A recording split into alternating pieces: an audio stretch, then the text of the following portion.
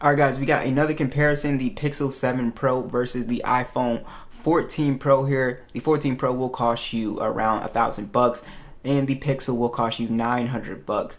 So very expensive phones, guys. So let's go ahead and get into it. So first off, let's start off with the hardware. Both these phones have beautiful hardware. They both have very distinct designs as well too. Both massive camera bars on here too. I love that, you know, Pixel goes with a very unique look. It just doesn't look like any other Android phone. The Pixel does have a glass back on here. You can't really see any fingerprints honestly with this color. iPhone has a matte finish as well too, very nice, can't see fingerprints. And they're both glass and metal devices, both IP68 dust and water resistant. They both have stereo speakers. You can see the Pixel is much taller, but they're both kind of hefty phones. They both definitely have a weight to it for sure here. Alright, so let's go ahead and talk about both displays here. So which phone is better for watching content on? The Pixel does have an LTPO AMOLED display. It's 120 Hz. It's HDR10 Plus with 1500 nits peak brightness at 6.7 inches, and it is 1440p 512 for the PPI. The iPhone also has the LTPO Retina display. It is XDR OLED, and it's 120 Hz. It gets up actually to 2000 nits peak brightness. So the iPhone is actually a little bit brighter outdoors by 500 nits. So it definitely, you can see it a little bit better than the Pixel. But they both do a pretty good job outdoors. It's just, again, the iPhone will be slightly brighter here. Also, like I said, the iPhone is not quite 1440p, but it does have a pretty high resolution as well too, 1179 by 2556, 460 for the PPI. Basically, when it comes to the screens here, you'll notice that the iPhone has a much bigger punch hole on it, which can be a little bit more distracting when you're playing games or when you're just simply watching content and stuff like that. So I do think the Pixel is overall better for watching content. Not only that, but the Pixel does have a 1440p display, so you are able to watch, you know, 2K content on this phone. That's one thing that I really like. So I do like the Pixel display a little bit more. They're both 120 Hz, so they both feel pretty smooth. The Pixel does have a a curved design here. Now, it's not a super dramatic curve like the 6 Pro, but the iPhone is completely flat, which some people actually might prefer. That might be a deal breaker for you. Some people hate curved phones. But it just depends on the person here. But like I said, the curve is really not that bad this year. But like I said, I think overall the Pixel it still has a better display to me. I enjoy looking at it more when playing games and watching content. Apple finally got rid of their notch with this new cutout, and it does look really good compared to the notch. And the dynamic island does have a ton of like little things, like it's able to basically be animated as well too, and it's, you know, pretty much being able to be used as like a little multitasking here. Let me turn that down just so I can show you guys. So that's one thing you might like about the little pill shape thing, is that it kind of works as like a little multitasking thing. But overall for content and gaming, I think the Pixel has a better display. So let's go ahead and talk about the specs a little bit more. We do have Google's new Google Tensor G2 chip on the Pixel. We're running stock Android 13 with 128 gigs of internal storage and 12 gigs of RAM on here. On the iPhone, we have Apple's A16, 128 gigs and 6 gigs of RAM, and we're running iOS 16. As you can see, big score difference here. The iPhone obviously is going to have the higher scores because of the better you know, software and hardware optimization here. So overall, for raw power, yes, the iPhone is going to be able to beat the Pixel, whether it's Geekbench or whether it's Wildfire Mark, or whether it's what's the other one, Antutu. So it's just gonna beat it. But when it comes to overall performance, like when I talk about real world performance, I'm talking about scrolling, swiping, launching applications and stuff like that. They're pretty much on par with each other. The average person will not really notice too much of a difference when it comes to speed. As we can see, the iPhone is a little bit faster there. But honestly, like I said, guys, when it comes to like just the average person, you're not going to really notice that second difference. Now, if we were doing like some video rendering or some like really hardcore gaming like Genshin or stuff like that, then you would kind of notice that difference there for sure here. But overall, not going to notice too much of a difference. As far as gaming, I did a gaming test on the Pixel. It plays games pretty well, but it wasn't able to play Fortnite that great. But Fortnite, I couldn't even test Fortnite on this phone, the 14, because apparently Fortnite and Apple are beefing or something like that, so they took the game off. But when it comes to games like PUBG and stuff like that, they actually play at the same exact settings. They both feel extremely smooth as well too. They both can play at HDR Extreme on here. Now hopefully we will get a 90 frames option with both of these phones. But for right now, if you are a gamer, you're pretty much looking at the same experience. Like I said, the iPhone is more powerful, so maybe for more demanding games, it'll be able to play those a little bit better or with more consistent frames. But like I said, I did a gaming test you guys can check out on the Pixel. It does a pretty good job. You can see HDR Extreme. It feels really good here running at 60 frames. And the Pixel as well too, it basically feels the same as well, also running at HDR Extreme. So for the average person, I think you won't really notice too much of a difference when it comes to your gaming performance on here. They both actually do a pretty good job. Alright, let's talk about some additional features. So Google now has the face unlock on here as well too. So you have your in-display fingerprint sensor, and now you also have face unlock on this phone as well, which is really nice. With the iPhone, we still only get one, so one day I'm hoping Apple will listen and give us one option here. I mean, give us two options here. Maybe put Touch ID in the power button or something like that. I always love having two options over one. So I will give the Pixel a win in that category.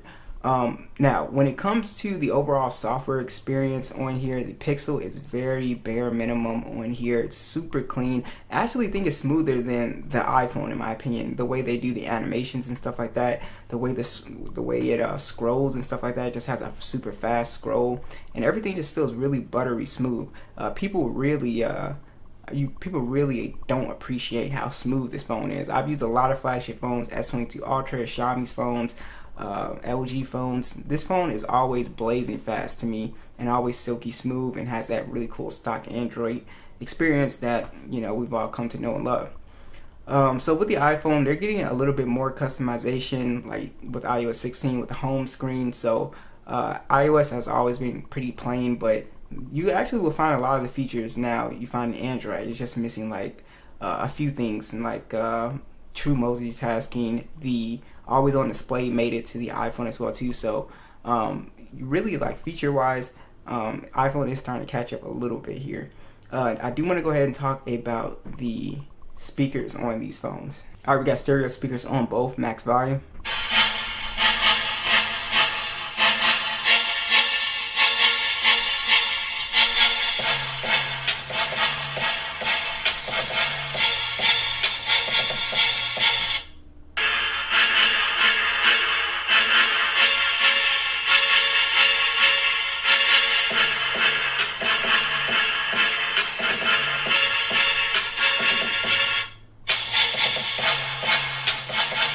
Okay, so I will go ahead and say that the Pixel does have slightly better bass on it.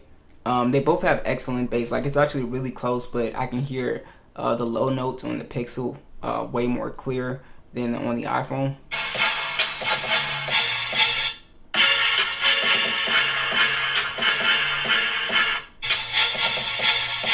Yeah, to me the Pixel has a slight edge in terms of speaker quality. It just sounds a little bit more fuller to me. I just like the way it's tuned, and it could go, you could pick either one, honestly. I do like the way the bass is tuned on the Pixel.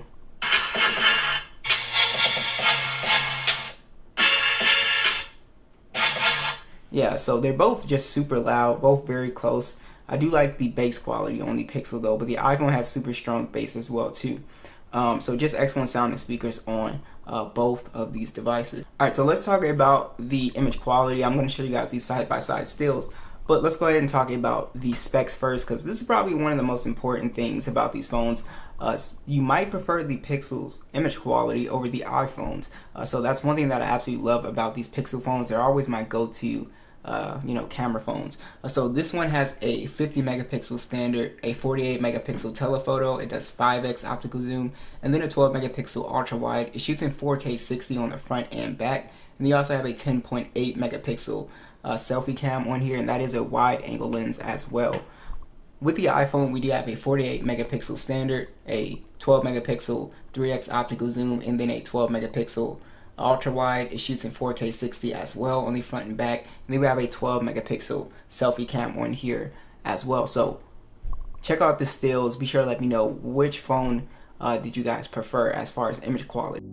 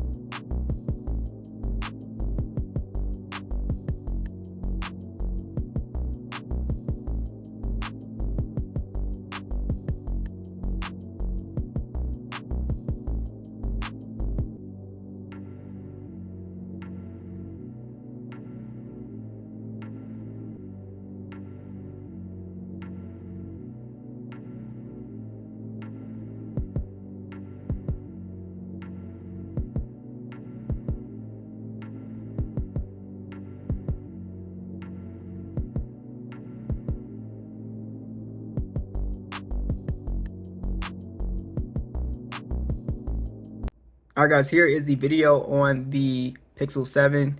Here's the ultra wide on here as well too. Here's our 2x. And then here's the 5x.